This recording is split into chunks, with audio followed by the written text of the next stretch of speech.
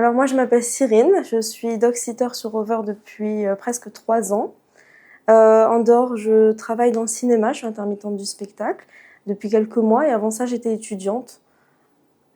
Comment vous avez découvert Rover? Alors, c'est un ami, un très bon ami qui m'a parlé de Rover. Il est passionné par les animaux, il veut en faire son métier en fait, il veut travailler avec les animaux. Donc, il cherchait quelque chose où il pouvait à la fois gagner de l'argent et être auprès des animaux.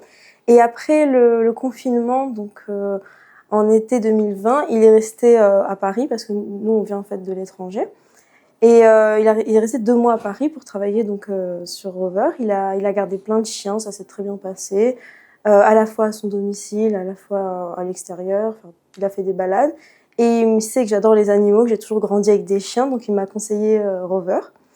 Et du coup, quelques mois après, je me suis inscrite. Alors moi, malheureusement, je me suis inscrite quand il y a eu un autre confinement, donc forcément, j'ai pas eu beaucoup de demandes au début.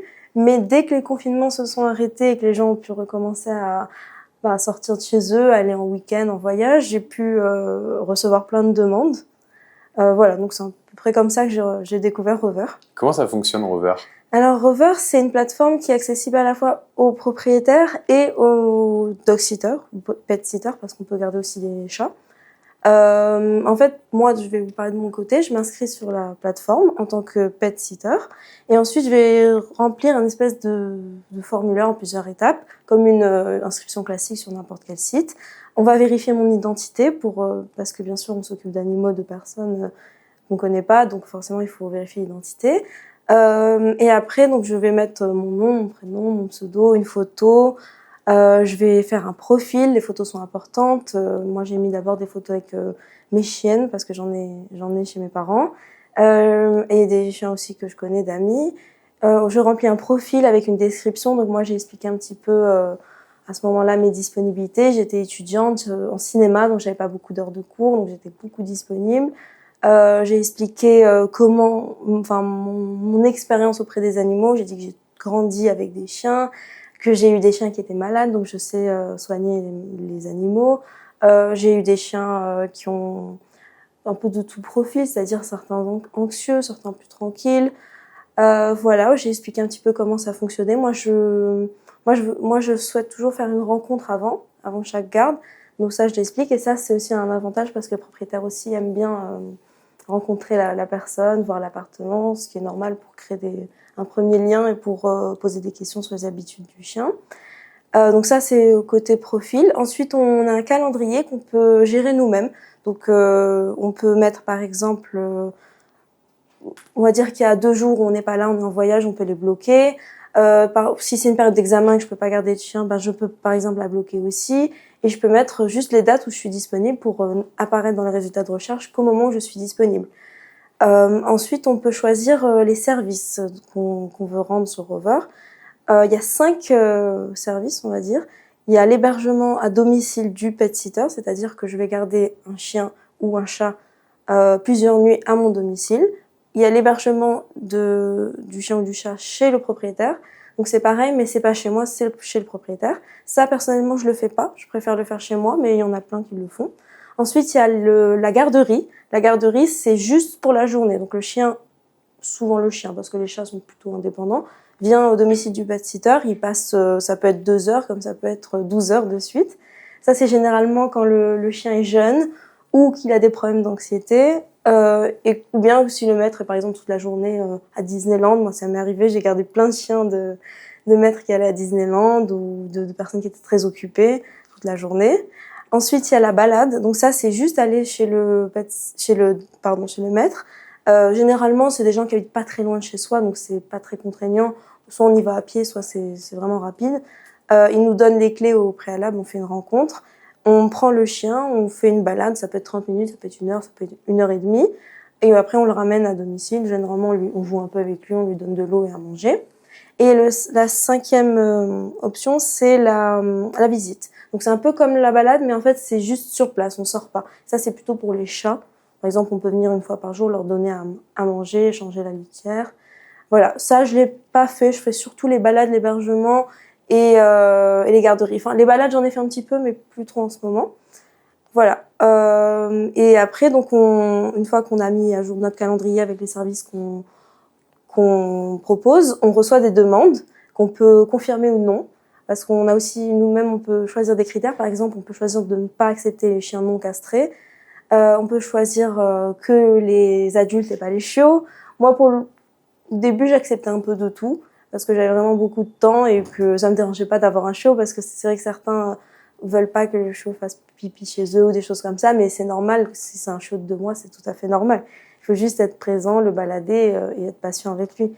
Donc voilà, on reçoit des demandes qu'on peut accepter ou pas. Et donc à ce moment-là, moi, je réponds le plus vite possible et je propose toujours une rencontre. Et voilà, après, la réservation est souvent finalisée et je reçois ensuite le chien quelques temps plus tard. Combien de chiens ça représente par semaine? Alors, ça dépend vraiment des périodes. Par exemple, les 2 périodes les plus demandées, c'est Noël et l'été. Donc le mois fin juillet, le mois d'août, c'est vraiment les périodes de vacances scolaires. Là, on peut garder beaucoup de chiens. Enfin, si on accepte d'en garder plusieurs, on peut en garder beaucoup. Moi, je préfère toujours en garder un à la fois. C'est plus facile et je préfère pour le bien-être du chien. Comme ça, il n'y a pas de problème, par exemple, si c'est une chienne et un mâle, si c'est 2 mâles dominants. Donc moi, je fais toujours ça. Mais on va dire que le maximum de chiens que j'ai déjà gardé dans une seule semaine, même s'ils se croisaient pas, ça doit être, je pense, 5 ou 6 chiens. C'est-à-dire plusieurs garderies de jour qui se suivent et du coup, ça fait beaucoup de chiens. Mais on va dire qu'en moyenne, j'en ai au moins 2 différents par semaine. Soit une garderie en journée et un hébergement le week-end. L'hébergement le week-end, ça marche très très bien, c'est très demandé parce que c'est là que les gens peuvent aller en voyage. La durée moyenne d'une garde? Là aussi, ça varie beaucoup. J'ai déjà gardé un chien pendant 2 heures, juste pour que des gens aillent au musée, ou au cinéma, ou au restaurant dans le quartier. Et le maximum, c'était 3 semaines. Donc, mais je pense que pour donner un peu une moyenne, ça serait plutôt 4-5 nuits. C'est surtout les hébergements, en fait, sur Rover, je crois que c'est le service qui est le plus demandé et qui fonctionne le mieux. Donc, voilà, je dirais 4-5 nuits.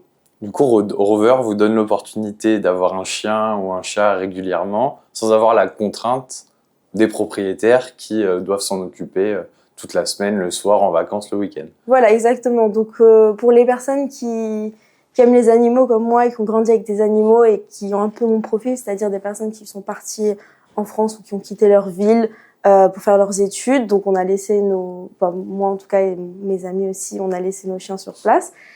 C'est une opportunité super pour passer du temps avec des chiens et en plus, ça nous permet un peu de découvrir plein de races qu'on connaît pas forcément. Moi, par exemple, j'ai gardé un braque de Weimar. Je connaissais, mais j'avais jamais gardé. J'ai gardé plein de cockers. Alors, moi, là où je viens, les cockers, il n'y en a pas beaucoup.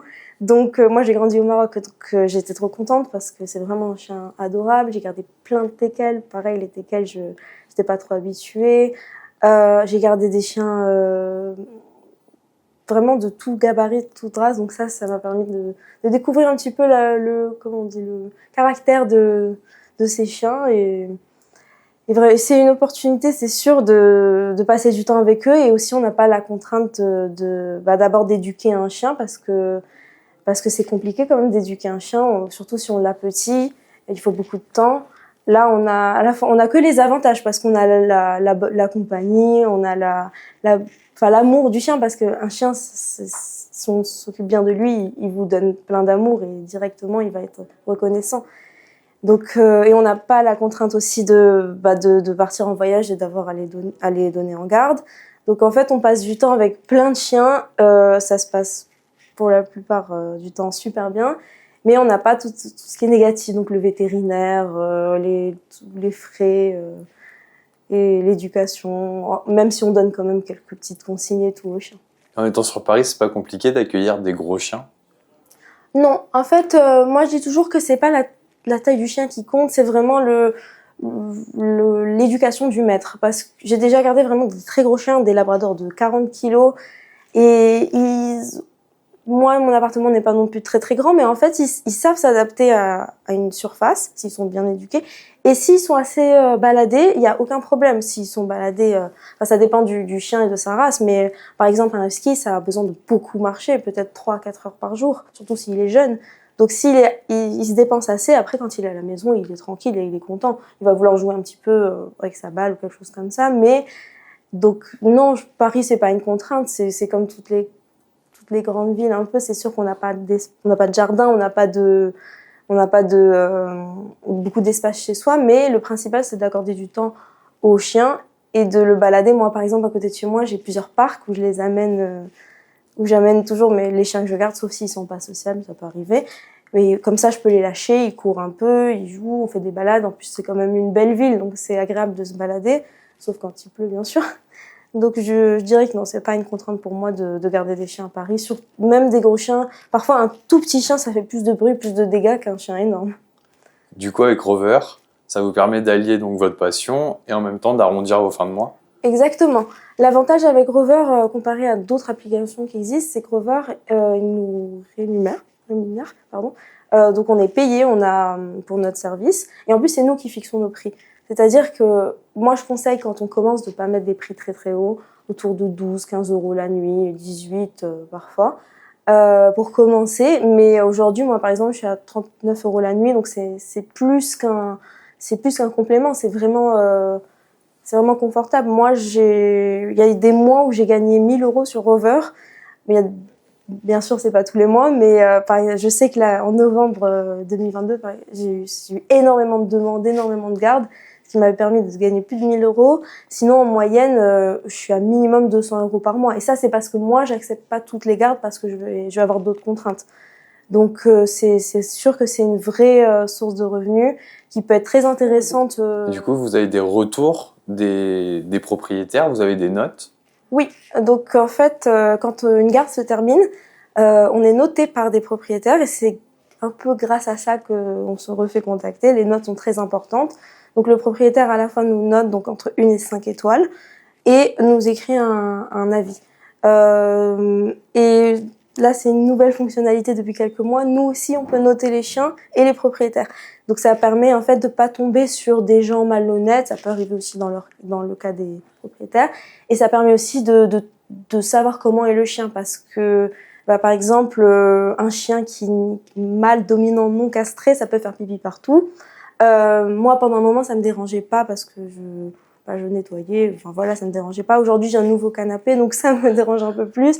Donc c'est bien de lire les avis aussi des autres pet-sitters et de voir comment est le chien, s'il est bien éduqué ou pas. Et nous aussi, donc on est noté, et les notes sont très importantes. C'est des avis vérifiés, donc qui sont honnêtes et qui aident d'autres propriétaires à nous faire confiance.